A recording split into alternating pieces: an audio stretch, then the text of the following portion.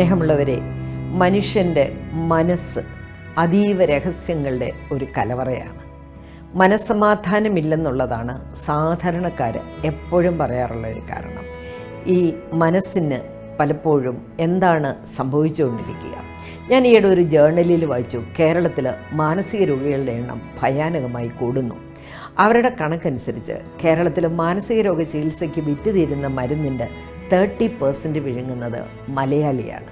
അവർ വേറൊരു കണക്ക് അതിനകത്ത് പറയുന്നുണ്ട്, നേരാണോ എന്ന് എനിക്കറിയില്ല. കേരളത്തിൽ 5 വീട്ടിലൊരാൾക്ക് വട്ടുണ്ടെന്നാണ് അവരുടെ കണക്ക്. വേറൊരു കണക്ക് പറയുന്നുണ്ട്, അമേരിക്കയിൽ 5 സ്ത്രീകളിലൊരാൾക്ക് മാനസിക വൈകല്യങ്ങളുണ്ടെന്ന്. ഇത് വായിച്ചപ്പോഴേ എനിക്ക് തോന്നി, ശരിയാണ്, നമുക്കെല്ലാം ശകലം കുഴപ്പമുണ്ട്. നമ്മുടെ എല്ലാം മനസ്സിനെന്തോ കുഴപ്പങ്ങൾ സംഭവിച്ചുകൊണ്ടിരിക്കുന്നു. മാനസിക ആരോഗ്യവും ശാരീരിക ആരോഗ്യവും പരസ്പരം ബന്ധപ്പെട്ടാണ് കിടക്കുക. A healthy mind in A healthy body. അതുകൊണ്ട് മൈൻഡ് എപ്പോഴും സന്തോഷമുള്ളതാക്കി മാറ്റുക.